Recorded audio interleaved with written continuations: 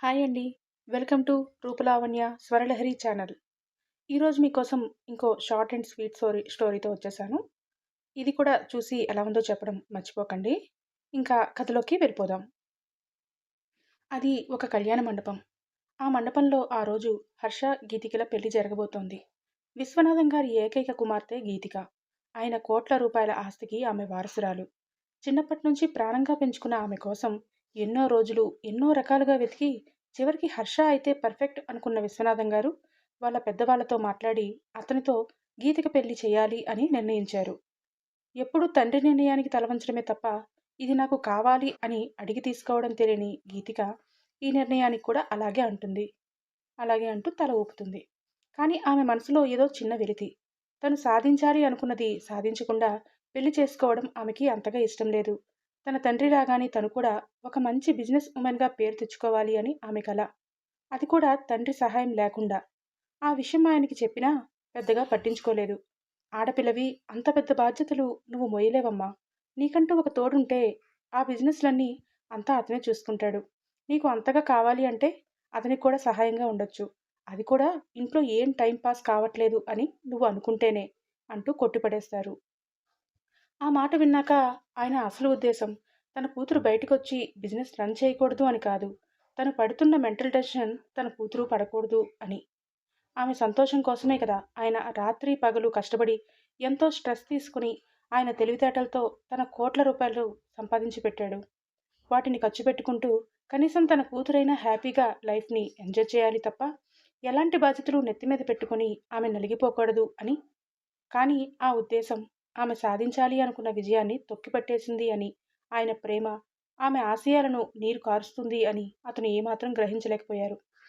చిన్నప్పుడే తల్లి చనిపోవటంతో మరో పెళ్లి కూడా చేసుకోకుండా తనే తల్లి తండ్రి అయ్యి ఆమెను పెంచిన అతని మాట అంటే గీతికకి చాలా గౌరవం. ఆ గౌరవంతోనే ఈ పెళ్లికి ఒప్పుకుంది తప్ప హర్ష మీద ఆమెకి మంచి ఒపీనియన్ లేదు. అతని చూపులు మాటలు అన్నీ కూడా నటనలా ఎవరి మెప్పో పొందడం కోసం అన్నట్టు నటిస్తున్నట్టు అనిపిస్తూ ఉంటుంది ఆమెకి. అతను అంత జెన్యున్ పర్సన్ కాదు అని తన మనసు చెబుతూ ఉన్నా తన నాటకాలతో తన తండ్రిని ఆయన బుట్టలో వేసుకోవడంతో ఆ మాట తండ్రికి చెప్పలేకపోయింది. చెప్పినా కూడా ఆయన నమ్ముతారన్న నమ్మకం ఆమెకి లేదు.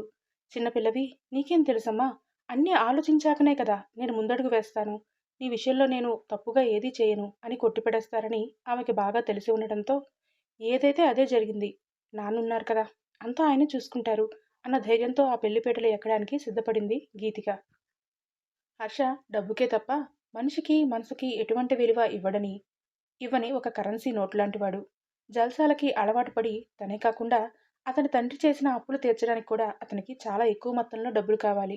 ఇప్పుడు ఆ డబ్బు ఇచ్చే యంత్రమే గీతిక. చిన్నప్పటి నుంచి తన తండ్రి స్నేహితుడైన విశ్వనాథం కూతురంటే అతనికి క్రష్ ఉన్నా కూడా ఆమెతో అందంతో పాటు వచ్చే ఆమె ఆస్తి అంటే విపరీతమైన ప్రేమ ఉంది హర్షకి. ఆ ప్రేమతోనే అతివినయం నటించి తనకన్నా మంచివాడు మరొకడు లేడు అని ఆయన కూతుర్ని నెత్తిమీద పెట్టుకుని చూసుకునే ఏకైక వీరుడు, సూర్యుడు, ధీరుడు తనే అని తన చేతులతో మాటలతో విశ్వనాథాన్ని నమ్మించి చివరికి ఆయన కూతురికి మొగుడు అయ్యే అవకాశాన్ని కొట్టేశాడు హర్ష. కొన్ని నిమిషాలు, ఇంకా కేవలం కొన్ని నిమిషాలు మాత్రమే. ఆ గీతిక మెడలో తాళి కట్టి దాని ఆస్తికి వారసుణ్ణి అవుతాను. ఒక్కసారి ఆ కోట్ల రూపాయల ఆస్తి నా చేతికి వచ్చిందంటే ఇంక నన్ను ఎవ్వరూ ఏమీ చేయలేరు. అప్పులన్నీ తీర్చేసి హ్యాపీగా లైఫ్ లాంగ్ బతికేస్తాను అని మనసులో అనుకుంటూ పొంగిపోతున్న క్షణం అది. కానీ అదే క్షణంలో తన కోరికలకి పాడికట్టేవాడు ఒకడు తన ఏడంతస్తుల మేడ నుంచి కిందకి దిగి తనకి ఎంతో ఇష్టమైన చాలా లగ్జరీ కారులో బయలుదేరాడు అని, ఆ కార్ని గాలి కంటే వేగంగా డ్రైవ్ చేసుకుంటూ ఆ కళ్యాణ మండపానికి వస్తున్నాడు అని హర్ష అస్సలు ఊహించలేదు. గీతిక కూడా తను అనుకున్నది అక్కడ ఏమీ జరగదు అని, తన జీవితాన్ని మలుపు తిప్పేవాడు ఒకడు తమ పర్మిషన్ లేకుండానే కళ్యాణ మండపంలోకి అడుగు పెడుతున్నాడు అని గ్రహించలేకపోయింది. అలా ఎవరి ఊహలకి అందని ఆ కళ్యాణానికి వచ్చే అనుకోని అతిథే ఆర్యేంద్ర. అతి చిన్న వయసులోనే బిజినెస్ రంగంలో అడుగుపెట్టి తనకంటూ ఒక ప్రత్యేక స్థానాన్ని నిర్మించుకున్నదే కాకుండా విశ్వనాథానికి గట్టి పోటీ ఇస్తూ తనకి ఉన్న ఏకైక శత్రువుగా మారిన ఆర్యేంద్ర అంటే ఆ సిటీలో ఉన్న కొందరికి గౌరవం అయితే చాలామందికి అతని పేరు వింటేనే ఒంట్లో వణుకు పుడుతుంది. అయినా వాళ్ళు కానీ వాళ్ళు మెచ్చేవాళ్ళు, తిట్టేవాళ్ళు అందరూ కలిసి అతనికి పెట్టుకున్న ముద్దు పేరు రాక్షసుడు. ఆ రాక్షసుడు అడుగు పెడుతున్నాడు అంటే అక్కడ ఎంతో కొంత రక్తపాతం తప్పకుండా జరుగుతుంది అని అర్థం. దాంతో అతను వెళ్ళే ప్రదేశానికి వచ్చే ప్రతి ఒక్కరూ కూడా ఒళ్ళు దగ్గర పెట్టుకొని మాట తూలకుండా చాలా జాగ్రత్తగా ఉంటూ తమ ప్రాణాలను రక్షించుకుంటూ ఉంటారు. మరి ఆ రాక్షసుడికి ఆ కళ్యాణ మండపంలో ఏం పనో ఏంటో? అతను రావడంతో జరగబోతున్న ఈ పెళ్లి ఏమవుతుందో చూసేద్దాం వచ్చేయండి. వస్తున్న బంధువులందరినీ నవ్వుతూ ఆహ్వానం పలుకుతూ ఉన్నాడు విశ్వనాథం. బిజినెస్‌లో ఆయనకి తెలిసిన బిజినెస్ మాన్స్ అందరినీ పిలిపిస్తాడు. హర్ష కూడా "మావయ్య పెళ్ళికి అందరూ రావాలి. మీకు కాబోయే వారసుడిని నేనే అని ఈ లోకానికి తెలియాలి. అందుకు ఈ పెళ్లి చాలా గ్రాండ్‌గా చేయాలి" అని ముందే చెప్పడంతో "అలాగే అల్లుడు" అంటూ ఆనందంగా అందరినీ ఆహ్వానిస్తూ వచ్చిన వాళ్ళందరికీ నాకు కాబోయే అల్లుడు అంటూ హర్షని పరిచయం చేస్తూనే ఉంటాడు విశ్వనాథం.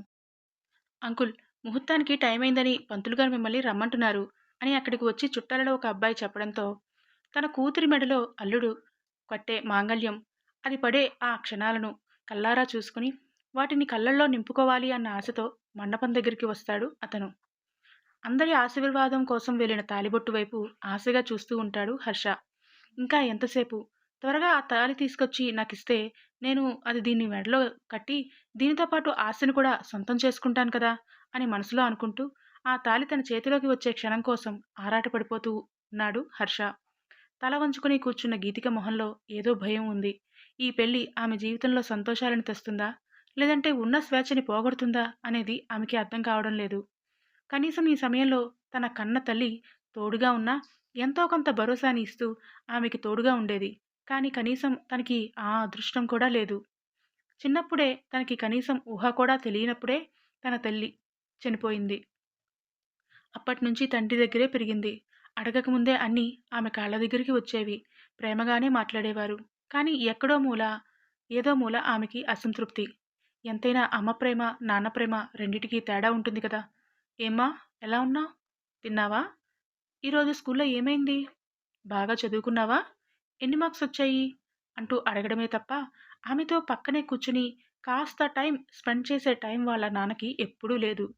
ఎప్పుడూ బిజినెస్ వ్యవహారాల్లో బిజీగానే ఉండేవారు. ఆయా వాళ్ళతో పెరిగినా వాళ్ళెప్పుడూ ఆమెకి అడుగు దూరంలోనే ఆగిపోయేవారు. అందుకే ఆమె మనసులో ప్రేమ గురించి ఏదో వెలితి. కనీసం పెళ్ళైన తర్వాత అయినా తన భర్త చూపించే ప్రేమలో మునిగిపోవాలని, తల్లి, తండ్రి ప్రేమ లేదని మరిచిపోవాలని ఎన్నో కలలు కంది. అలాగే భర్త ప్రేమతో పాటు అత్తగారు కూడా అమ్మ ప్రేమ ఇవ్వాలని ఎన్నో కలలు కంది. కానీ అవన్నీ ఈరోజు నిజమవుతాయా అని ఆమెకి సందేహం. కనీసం హర్షలో తనకి కాబోయే భర్తలో ఉండాల్సిన లక్షణాలు, గుణాలు ఉన్నాయేమో అని చిన్నగా ఆశపడింది. మొదటిసారి వాళ్ళిద్దరూ షాపింగ్‌కి కలిసి వెళ్ళినప్పుడు ఆ కొద్దిసేపట్లోనే అతని మనస్తత్వం తెలిసి ఆమెలో నిరాశ. ఇప్పుడు పెళ్ళికి కొన్ని క్షణాలే ఉన్నా కూడా ఆ రోజు వాళ్ళిద్దరూ గడిపిన ఆ కొన్ని గంటల్ని గుర్తు తెచ్చుకొని ఆమె మనసు మళ్ళీ అలజడితో నిండిపోయింది. ఇలా ఇంకెప్పుడూ అవ్వదు. ప్లీజ్ నన్ను నమ్ము. ఈ విషయం మీ నాన్నగారికి చెప్పకు. నాకు నువ్వంటే ఎంతో ఇష్టం. మన పెళ్లి ఆగిపోయి నువ్వు నాకు దూరమైతే నేను తట్టుకోలేను. అర్థం చేసుకో అంటూ ఆ రోజు అతను వెళ్ళిపోతున్నప్పుడు గీతిక చేతులు పట్టుకుని చెప్పిన మాటలు లీలగా మళ్ళీ ఆమె చెవిలో వినిపిస్తూనే ఉంటాయి. కళ్ళల్లో నీళ్లు చేరి అతన్ని చూస్తుంది ఆ రోజు. అప్పుడు ఆ క్షణంలో కూడా అతని కళ్ళల్లో కనీసం కొంచెం కూడా పశ్చాత్తాపం అన్నదే కనిపించలేదు. ముందు తండ్రికి చెప్పేద్దామనే అనుకుంది. కానీ ఆ రోజే తన తండ్రి ఆమె పెళ్లిలో ఏమేమి చేస్తున్నారో చెబుతూ, తన కూతురు పెళ్లిని ఎలా చెయ్యాలి అనుకుంటున్నారో అలాగే చేస్తున్నాను అని చెప్పడంతో సంతోషపడటం ఆమె చూసి, ఆమె మనసులో ఉన్న మాటల్ని మౌనంగానే ఆపేస్తాయి. "బాబూ తాళిబొట్టు తీసుకో" అన్న పంతులుగారి మాటకి హర్ష మొహంలో ఎనలేని కాంతి కనిపిస్తే, ఆ మాటలు గీతికని గత జ్ఞాపకాల నుంచి బయటికి రప్పించి మనసులో భయాన్ని కలిగిస్తాయి. అప్పుడే అక్కడికి విశ్వనాథం కూడా వచ్చి సంతోషంతో చూస్తూ ఉంటారు.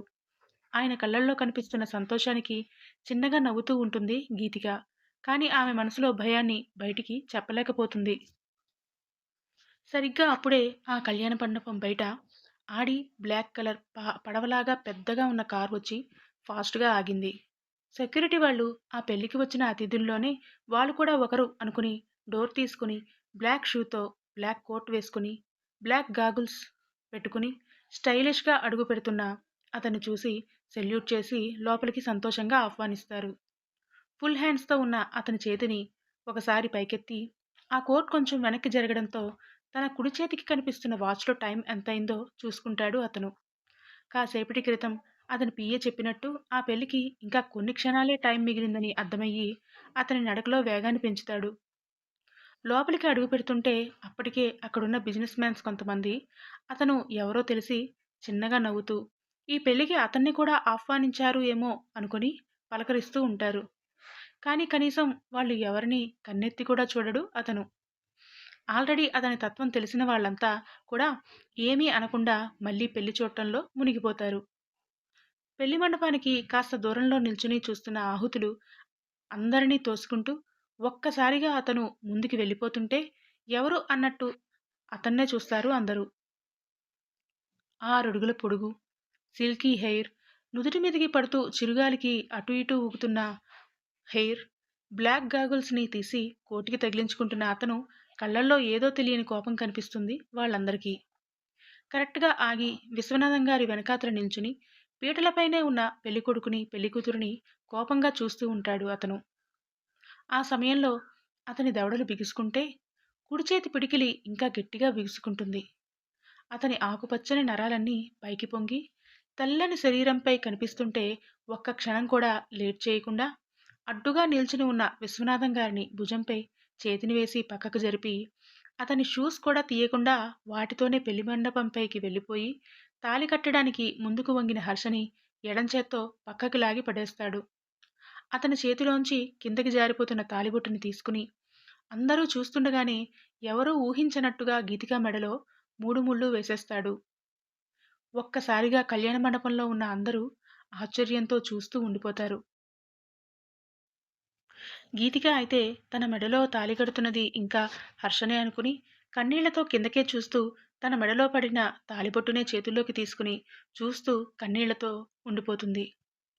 ఈలోపు అందరికంటే ముందు హర్ష రియాక్ట్ అయ్యి కింద పడిపోయిన వాడు లేచి గీతిక మెడలో పడిన తాళిబొట్టుని చూస్తాడు. అతనిలో కోపం పెరిగిపోయి రేయ్ ఎవర్రా నువ్వు అంటూ గట్టిగా అరుస్తాడు.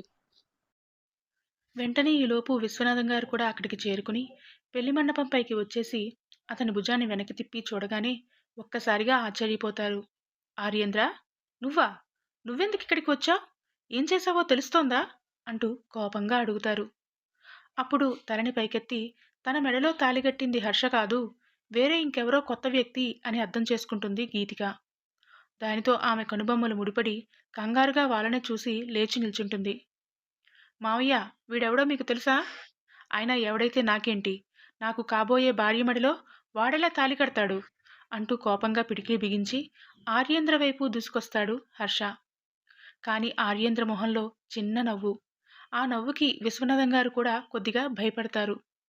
హర్ష చేతిని తన కుడి చేతి పిడికిలితో పట్టుకుని ఆపేసి అదే చేతిని పక్కకి మెలితిప్పేసరికి అతని పక్కటెముకలు చేతి ఎముక విరిగిపోయిన శబ్దం ఫట్ ఫట్ మని క్షణాల్లోనే వినిపించి హర్ష ఆర్తనాదం కళ్యాణ మండపం అంతా మారుమోగుతుంది. దానితో హర్ష వాళ్ళ అమ్మా నాన్న కంగారుగా ముందుకు వచ్చేసి రేయ్, నా కొడుకుని చంపేస్తావా, వదలరా అంటూ గట్టిగా అరుస్తారు. ఆర్యేంద్ర మాత్రం అదే నవ్వుతో హర్షని మెడ దగ్గర పట్టుకుని మండపం మీద నుంచి విసిరేస్తాడు. దానితో చాలా దూరం వరకు గాల్లోనే ఎగిరి పెళ్లిని చూస్తున్న ఆహుతుల దగ్గర కింద బోర్లా పడతాడు హర్ష. అయ్యో నా కొడుకు అంటూ హర్ష పేరెంట్స్ ఏడుస్తూ హర్ష దగ్గరికి పరిగెత్తుకుంటూ వెళ్తే విశ్వనాథం గారికి కోపం వచ్చి ఆర్యేంద్ర షర్ట్ కాలర్ పట్టుకుంటారు. చూడు, మనిద్దరి మధ్య బిజినెస్లో వార్ జరుగుతోంది. అంత మాత్రాన నువ్వు ఇలా చేయడం కరెక్ట్ కాదు. నా కూతురి జీవితాన్ని ఇప్పుడు నువ్వు నవ్వుల పాలు చేసేశావు. ఎంత ధైర్యం ఉంటే ఈ పని చేస్తావు? నేను నీ అంతు చూస్తాను అంటుంటే, నేను ఈ పని చేసింది నువ్వు నాకు బిజినెస్లో పోటీ ఇస్తున్నావు అని కాదు. అది నీ కూతురికి తెలుసు అని ఒకసారి షార్ప్గా ఎర్రటి కళ్ళతో గీతికనే చూస్తాడు. ఆ ఒక్క చూపుతోనే గుండెదడ పెరిగిపోతుంది గీతికకి.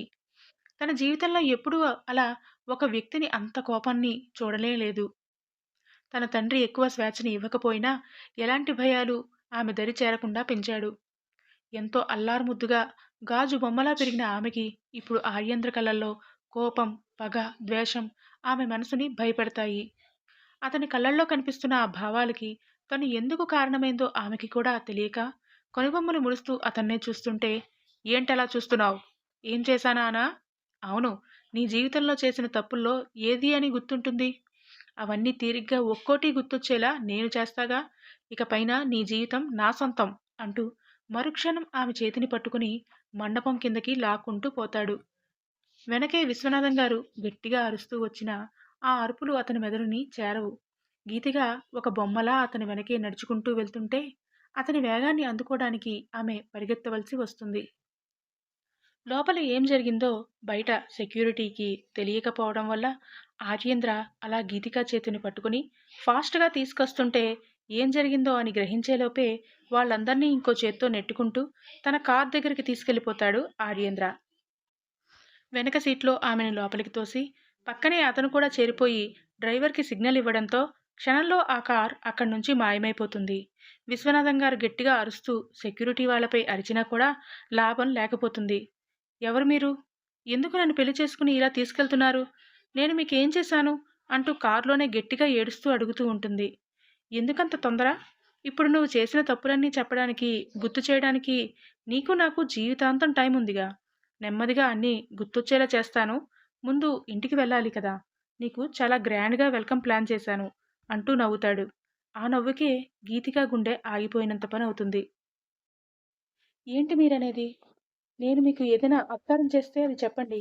అంతేగాని ఇలా మీ ఇష్టం వచ్చినట్టు చేయడం కాదు కదా. నేను ఒక అమ్మాయిని, మనిషిని. నాకు ఓ మనసుంది. మీ ఇష్టం వచ్చినట్లు తాళిబొట్టు కట్టేసి పెళ్లయిపోయింది. ఇప్పుడు నేను మీ భార్యని అని చెప్పి మీరు ఏం చేసినా సహించడానికి, ఏం చెప్తే అది చేయడానికి నేనేమి మరుబొమ్మని కాను. నాకు కూడా ఒక మనసు ఉంది. ప్రాణం ఉంది. అలాగే నాకు ఒక కుటుంబం కూడా ఉంది. అక్కడ మా నాన్నగారు నా కోసం చాలా ఏడుస్తూ ఉంటారు. నేనేం చేశాను చెప్పండి? చేయగలిగితే ఆ తప్పుని సరిదిద్దుకోవడానికి ప్రయత్నిస్తాను. అంతేగాని ఇలా బలవంతంగా నన్ను తీసుకెళ్లడం మంచిది కాదు అంటూ ఓ పక్క ఏడుస్తూనే చెప్పాలి అనుకున్నది ధైర్యంగా కాస్త కోపంగా చెప్తుంది గీతిక. అబ్బో! నీకు కూడా నోరుందా? గొంతు బాగానే లేస్తోంది. ఒకటి గుర్తుపెట్టుకో. ఇప్పుడు నువ్వు మిస్ గీతికవి కాదు. మిసెస్ గీతిక ఆర్యేంద్రవి. నువ్వు ఒప్పుకున్నా, ఒప్పుకోకపోయినా నేనిప్పుడు నీ భర్తనే.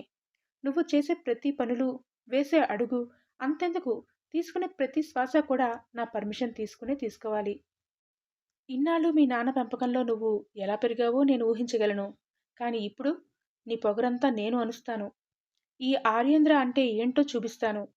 వెనక్కి పంపించే ప్రసక్తే లేదు అంటూనే ఈలోపు అతనిల్లు రావడంతో ఆమె చేతిని మణికట్టు దగ్గర గట్టిగా పట్టుకుని తనతో పాటు బయటికి లాక్కుంటూ వస్తాడు. నిజంగానే ఆమె చాలా సుకుమారంగా పెరిగింది. అసలు ఆమె చేతిని పట్టుకునేసరికి అక్కడ ఎర్రగా కందిపోయి పెళ్లికని వేసుకున్న 2, 3 గాజులు కూడా విరిగి ఆమె చేతికి గుచ్చుకొని బ్లడ్ వస్తూ ఉంటుంది. అయినా కూడా అతనిలో చలనం ఉండదు. అది అసలు పెద్ద విషయం కానట్టే అసలు చూడకుండా ఆమెను ముందుకు లాక్కుపోతూనే ఉంటాడు. నొప్పిగా అనిపిస్తున్న పంటి బిగువున దాన్ని అణిచిపెట్టుకుని కన్నీళ్లతో అతని వెనక పరుగు పరుగున నడుస్తూ ఉంటుంది గీతిక. చీర అలవాటు లేకపోవడం, అది కూడా పెళ్లికంటూ చాలా గ్రాండ్‌గా ఉండాలి అని తండ్రి ఎంచిన బరువైన చీరని మోస్తూ కుడి చేత్తో ఆ కుచ్చిళ్ళని పైకి ఎత్తి పట్టుకుని పరిగెడుతూనే ఉంటుంది గీతిక. అదని ఇల్లు అని చెప్పేసరికి తలెత్తి చూసేసరికి అది ఇల్లు కాదు. పెద్ద రాజభవనంలా కనిపిస్తుంది. చుట్టూ అంతా గార్డెన్‌తో పచ్చదనం నిండిపోతే కాస్త దూరంలో నీలిరంగులో నీళ్లు ఉండి చిన్న స్విమ్మింగ్ పూల్‌లా కనిపిస్తుంది. ఇంకో పక్క కార్స్ అన్నీ పెట్టడానికి పార్కింగ్ ఏరియా ఉంటే ఆ చుట్టూ ప్రదేశమే సుమారు 10 ఎకరాల పైన ఉంటుందని ఆమెకి అర్థమవుతుంది. అతను ఎలాగా ఆమె మాట వినడని ఆ కొన్ని క్షణాల్లోనే ఆమెకి అర్థమై, కనీసం వాళ్ళ ఇంట్లో వాళ్ళైనా ఆమెతో మాట్లాడతారు. అప్పుడు తన విషయం చెప్పి అక్కడి నుంచి వెళ్ళిపోవచ్చన్న ఆశతో అతని వెనకే లోపలికి నడుస్తుంది. కానీ ఇంట్లోకి వెళ్ళాకే తెలుస్తుంది. ఆ ఇంట్లో వాళ్ళిద్దరూ తప్ప ఇంకెవరూ లేరు అని. అదేంటి? కనీసం అతనికి తల్లిదండ్రులైనా ఉండాలి కదా! వాళ్ళు కూడా లేకపోవడం ఏంటి? అని ఆమె ఆలోచిస్తుంటే, ఆమె ఆలోచన చదివేసిన వాడిలా, ఏంటి? ఇంట్లో ఎవరూ లేరని ఆలోచిస్తున్నావా? ఏం? నీకు స్వాగతం చెప్పడానికి ఒక 100 మందిని పెట్టేదా? అంటూ వెటకారంగా అడుగుతాడు ఆర్యేంద్ర. మీరేం నాకు స్వాగతం చెప్పక్కర్లేదు. నా చేతిని విడిచిపెట్టి వదిలేస్తే చాలు. నేను మా నాన్న దగ్గరికి వెళ్ళిపోతాను అంటుంది. అబ్బా! అంత తొందరెందుకు? చెప్పాను కదా నీకు ఇంట్లో చాలా గ్రాండ్‌గా వెల్కమ్ చెప్తున్నాను అని. ఈ ఇంటిని క్లీన్ చేసి 3 రోజులైంది. నాకు ఈ ఇల్లు అంటే చాలా ఇష్టం. సాయంత్రం లోపు మొత్తం ఇల్లంతా మెరిసిపోవాలి. అలాగే నాకు మధ్యలో టిఫిన్, లంచ్, డిన్నర్, స్నాక్స్ అన్నీ రెడీ చేయాలి. అది ఈ రోజే కాదు, నీ జీవితాంతం. ఇన్నాళ్ళు నీ ఇంట్లో నువ్వే మహారాణిలా అనుకుని బతికేశావు కదా! ఇప్పుడు నువ్వు నాకు పని మనిషివి. ఇప్పుడే కాదు, నీ జీవితం అంతా కూడా ఇలాగే ఉంటుంది. రెడీ అయిపో అంటూ ఆమె బుగ్గన మెల్లిగా తట్టి అక్కడ్నుంచి మేడపైకి పెద్దగా అడుగులు వేసుకుంటూ వెళ్ళిపోతాడు ఆర్యేంద్ర. కాసేపు అసలు జరుగుతున్నదంతా కలా నిజమో ఆమెకి అర్థం కాక చూస్తూ ఉండిపోయిన అతని గదిలోకి వెళ్ళి తలుపు వేసుకున్న మరుక్షణం ఒక్కసారిగా ఉలిక్కిపడి చుట్టూ చూస్తుంది గీతిక. ఆ ఇంటి మొత్తానికి ఆమె ఒక్కతే ఉన్నట్టు అనిపించి చాలా భయంగా అనిపిస్తుంటే వెంటనే అక్కడి నుంచి తప్పించుకోవాలని వెనక్కి తిరిగి చూస్తుంది. కానీ అప్పటికే ఎవరు వేశారో తెలియదు కానీ మెయిన్ డోర్ వేసి లాక్ చేసి ఉంటాయి. పరిగెత్తుకుంటూ వెళ్ళి వాటిని ఓపెన్ చేయాలని ప్రయత్నిస్తుంది. కానీ అవి లాక్ చేయడంతో అస్సలు రావు. ఇంటికి ఉన్న విండోస్‌తో సహా మొత్తం అన్నీ క్లోజ్ చేసి ఉంటే లైట్స్ అన్నీ వెలిగి ఇల్లంతా చాలా వెలుగుతో కనిపిస్తూ ఉంటుంది. ఏం చేయాలో ఆమెకి అర్థం కాదు. గట్టిగా ఏడుస్తూ అలాగే నేల మీదకి జారిపోతుంది. గంట తర్వాత ఎవరో ఆమెని పిలుస్తున్నట్టు అనిపిస్తుంటే ఆ కన్నీళ్లతోనే కళ్ళు తెరిచి చూసేసరికి చాలా దగ్గరగా మొహంలో మొహం పెట్టి కోపంగా చూస్తూ కనిపిస్తాడు ఆర్యేంద్ర.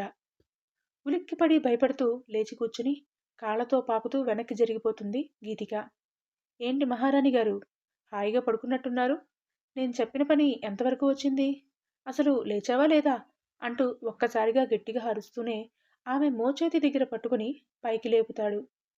పిట్టలా ఉన్న ఆమె ఫోర్స్‌తో ఒక్కసారిగా లేచి నిల్చునిపోతుంది. ఇల్లంతా ఇంకా అలాగే డస్ట్‌గా ఉంది. నాకు అలా ఉంటే చాలా చిరాకు.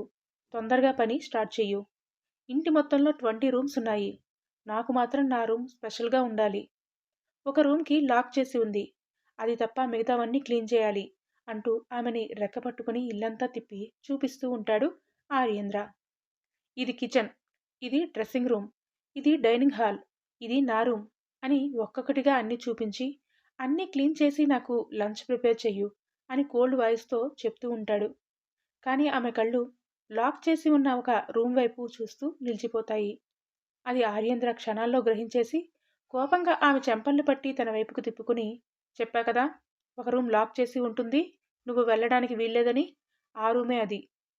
తొందరగా పని స్టార్ట్ చెయ్యు అని ఆమెను విసురుగా పక్కకి తోసేసరికి పొద్దున్నుంచి పెళ్ళి అంటూ కనీసం పచ్చి మంచినీళ్లు కూడా తీసుకోక ఆమెకి నీరసం ఆవహించి దానితో అతను చెప్పిన పనులన్నిటికీ కోపం కూడా వచ్చేస్తుంది. ఎందుకు చేయాలి? నువ్వు పెళ్లి చేసుకున్నంత మాత్రాన నువ్వు చెప్పినట్టు వినాలని ఎక్కడుంది? నేను చెయ్యనుగాక చేయను. ఏం చేస్తావో చేసుకో అని గట్టిగా అరుస్తుంటే అతనికి కోపం క్షణాల్లో పెరిగిపోతుంది. వెంటనే ఆమెను పట్టుకుని అతని ముందుకి లాక్కుంటాడు. అంత దగ్గరగా అతన్ని చూసేసరికి భయంతో తడబడి ఏం చేస్తోందో ఆమెకు కూడా తెలియకుండానే గట్టిగా అతని చెంపపైన కొడుతుంది గీతిక. ఆ దెబ్బతో అతను గట్టిగా కళ్ళు మూసుకుంటాడు.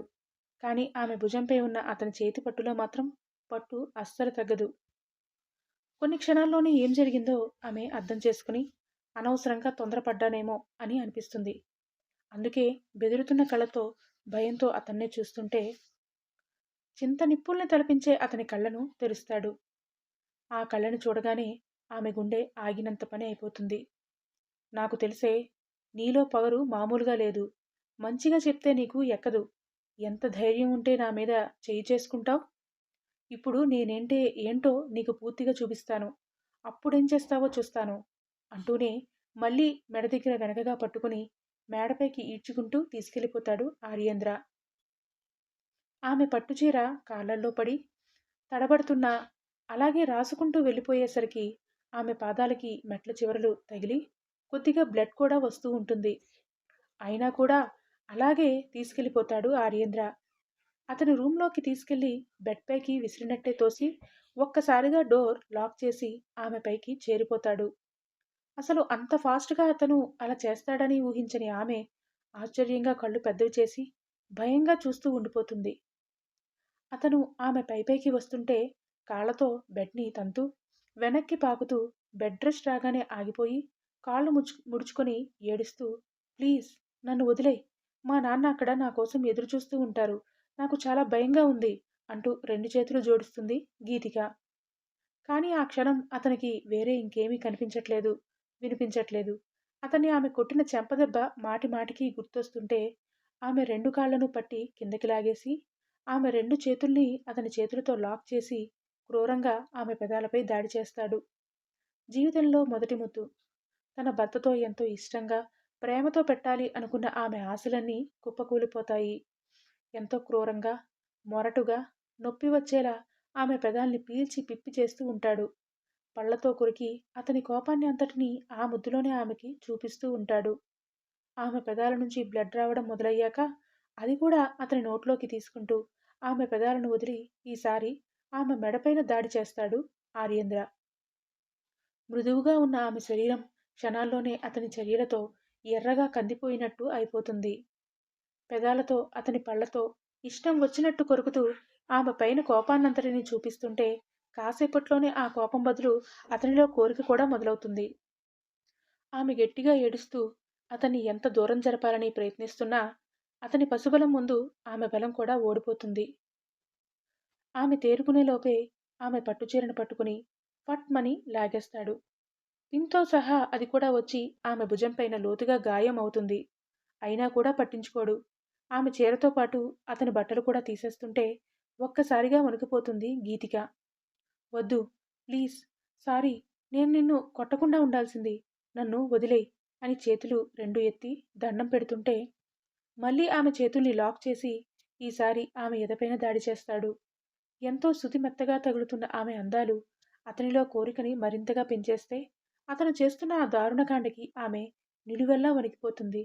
ఆమె అణువణువుని వదలకుండా అతని పెదాలతో స్పృశిస్తూ మధ్య మధ్యలో అతని కోపానికి గుర్తుగా ఆమె శరీరంపై ఎన్నో గుర్తులని ఇస్తాడు ఆర్యేంద్ర. ప్రేమతో, సంతోషంతో, ఇష్టంగా జరగాల్సిన కలయిక ఇప్పుడు ఇంత క్రూరంగా, కోపం, పగ పెట్టుకొని జరుగుతుంటే ఆమె తట్టుకోలేకపోతూ ఉంటుంది. అతను చేస్తున్న పనులకి ఆమె శరీరం అంతా కంపించిపోతూ ఉంటుంది. ఆమె నొప్పిని కూడా భరించలేక అతని వీపుపై ఆమె గోళ్లతో రక్కుతూ ఉంటే అతనిలో కోరిక మరింతగా పెరిగిపోయి ఆమెని మరింతగా బాధపడుతూ ఉంటాడు. ఆ క్షణంలో ఏం జరుగుతోందో అతనికి కూడా అర్థం కాక ఆమెతో కలిసిపోవాలనే కోరిక బలంగా అతన్ని ప్రేరేపిస్తుంది. ఫలితంగా ఆమెకి ఇష్టం లేకుండానే బలవంతంగా ఆమెలో చేరుతాడు. ఆ నొప్పికి ఆమె ఒక్కసారిగా అమ్మా అని గట్టిగా అరుస్తుంది. దానితో కొన్ని క్షణాలు ఆశ్చర్యంతో తాను చేస్తున్న పనిని కూడా ఆపేసి ఆమెనే చూస్తాడు. ఆమె కళ్ళు నిండుగా కన్నీటి బొట్లు ఉండి అవి బొటబొటా కిందకి కారిపోతూ ఉంటాయి.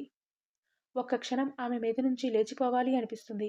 కానీ మరుక్షణమే మళ్ళీ అతని కళ్ళు గట్టిగా మూసుకోగానే అతని జ్ఞాపకాల్లో ఏవేవో కనిపించి ఆమెపై పగని మళ్ళీ పుట్టించగానే లేదు, నేను చేస్తున్న పని తప్పు కాదు, తనకి ఈ శిక్ష పడాల్సిందే అనుకుంటూ ఈసారి మరింత క్రూరంగా ఆమెలో కలిసిపోవడం మొదలుపెడతాడు ఆర్యేంద్ర.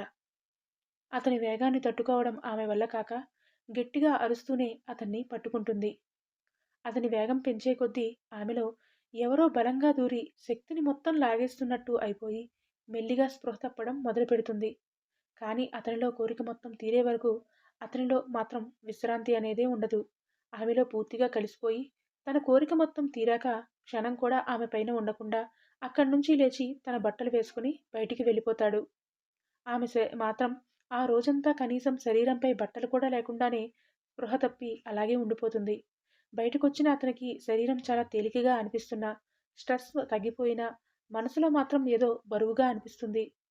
పాకెట్లో ఉన్న చేతిని పెట్టుకుని సిగరెట్ అలాగే లైటర్ తీసి ఒక సిగరెట్ని కాలుస్తూ ఉంటాడు. పఫ్ పీలుస్తున్న ప్రతిసారి అతని జీవితంలో జరిగిపోయిన చాలా సంతోషకరమైన విషయాలు కళ్ళ ముందు కనిపిస్తూ ఉంటాయి. వాటన్నిటినీ అతనికి దూరం చేసింది గీతికానే అని గుర్తొస్తుంటే అతనిలో ఆమె మీద కోపం మళ్ళీ మళ్ళీ పెరిగిపోతూనే ఉంటుంది.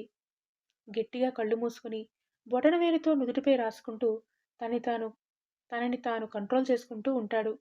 ఈలోపే అతనికి ఒక ఫోన్ కాల్ రావడంతో మొబైల్ తీసి లిఫ్ట్ చేసి హలో అంటాడు.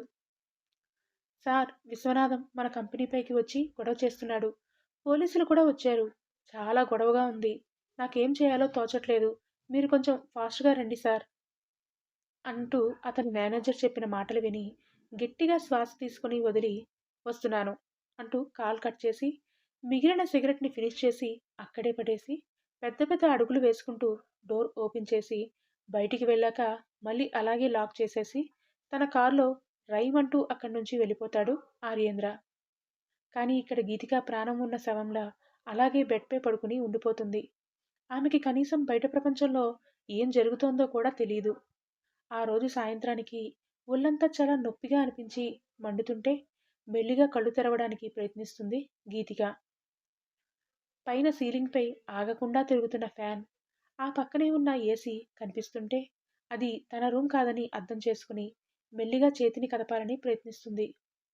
పెళ్లి కోసం అని ఆమె వేసుకున్న పెళ్లిగాజులు అతను చేసిన పని వల్ల చాలా వరకు విరిగిపోయి ఆమె చేతిలోని గుచ్చుకొని చాలా నొప్పిగా అనిపిస్తుంది గీతికాకి. చల్లగా తగులుతున్న ఏసీ గాలికి ఆమె శరీరంపై బట్టలు లేవు అన్న విషయం క్షణంలో అర్థం చేసుకుని అంత నొప్పిలో కూడా ఉలిక్కిపడుతూ కూర్చుని చుట్టూ అంతా చూసి ఆ రూంలో తను తప్ప ఇంకెవ్వరూ లేరు అని అనుకున్నాక కాస్త గుండె వేగాన్ని తగ్గించుకుంటుంది. అయినా కూడా అలా ఉండడానికి ఆమెకి మనసు ఒప్పక వెంటనే బ్లాంకెట్ని తీసుకుని గుండెలపై వరకు కప్పుకుని గట్టిగా వెక్కి వెక్కి ఏడుస్తుంది గీతిక. నేనేం పాపం చేశాను దేవుడా, ఎందుకు నాకు ఈ నరకం? దీనికన్నా ఒకేసారి నా ప్రాణం తీసేయొచ్చు కదా. ఈ రాక్షసుడి చేతిలో నా జీవితాన్ని ఇలా చేయాలా? తెలిసి తెలిసి నా జీవితంలో నేను ఎటువంటి తప్పు చేయలేదు, మరి నాకెందుకు ఈ శిక్ష? అతని మాటల్లో నేను అతనికి ఏదో ద్రోహం చేసినట్టు అనిపించింది. కానీ అది ఏంటో తెలియట్లేదు. అతను కూడా నాకేమీ చెప్పట్లేదు. ఇక్కడ ఇలా ఈ రాక్షసుడి చేతిలో నా ప్రాణం పోవాల్సిందేనా? ఇప్పటికే నాకెంతో విలువైన నా మానం వాడు దోచుకున్నాడు. ఇంకా నా దగ్గర దోచుకోవడానికి అంటూ కూడా ఏమీ లేదు. కానీ ఇదే నరకంలో ఈ రాక్షసుడి చెరలో ఉండే కంటే ప్రాణాలు తీసుకోవడమే మేలు అనిపిస్తోంది. కానీ అక్కడ మా నాన్న నా కోసం ఎంతో ఏడుస్తూ ఉంటారు. దయచేసి నేనిక్కడి నుంచి ఎలా తప్పించుకునే మార్గాన్ని ఒకటి చూపించు అంటూ లేని ఓపికని తెచ్చుకుని కింద పడిపోయిన తన చీరను చుట్టుకొని చుట్టూ ఆ రూమ్ అంతా చూస్తుంది. డోర్ క్లోజ్ చేసి ఉంటే కనీసం విండోస్ కూడా ఓపెన్గా ఉండవు. పక్కగా ఒక వాష్రూమ్ మాత్రం కనిపిస్తుంది. ముందు ఆ ఒంటి నొప్పులు తగ్గించుకోవాలని మెల్లిగా నడుస్తూ కష్టంగా అనిపిస్తున్నా కూడా అలాగే అటువైపు అడుగులు వేస్తుంది గీతిక. పవర్ షవర్ నోబెల్ తిప్పగానే వేడిగా ఉన్న నీళ్లు ఆమె పైన పడతాయి. కాసేపు ఆ నీళ్లతో తన శరీరాన్ని తడుపుతూ తన ఒంటి బాధని తగ్గించుకుంటుంది. మళ్ళీ అదే చీరని కట్టుకుని బయటికి రావడానికి డోర్ ఓపెన్ చేయాలని చూస్తే అది లాక్ చేసి ఉంటుంది. ఆ రాక్షసుడు తనని ఇంత తొందరగా వదులుతాడా? అందుకే లాక్ చేసుకుని వెళ్ళాడని ఆమెకి అర్థమవుతుంది. కనీసం బయట ఎవరినైనా పిలవాలని అనుకున్నా కూడా ఇంట్లో ఎవరూ లేరని గుర్తొస్తుంది. చుట్టుపక్కల కూడా చాలా దూరం వరకు ఎవరూ లేరని ఆమె వచ్చేటప్పుడే కారులో చూడటం గుర్తు వస్తుంది. ఆమె ఎంతగా అరిచి గీ పెట్టుకున్నా కూడా కాపాడే నాథుడు ఎవరూ ఉండరని ఆమెకి అర్థమయ్యి మరింతగా ఏడుస్తూ అక్కడే కిందన కూర్చునిపోయి మోకాళ్ళని దగ్గరికి తీసుకుని ఏడుస్తూ ఉంటుంది. అసలు ఆర్యేంద్ర గీతికాని ఎందుకు ఇంతలా ద్వేషిస్తున్నాడు? గీతిక ఏం చేసింది? ఆమెకి ఆ రాక్షసుడి నుంచి స్వేచ్ఛ లభిస్తుందా?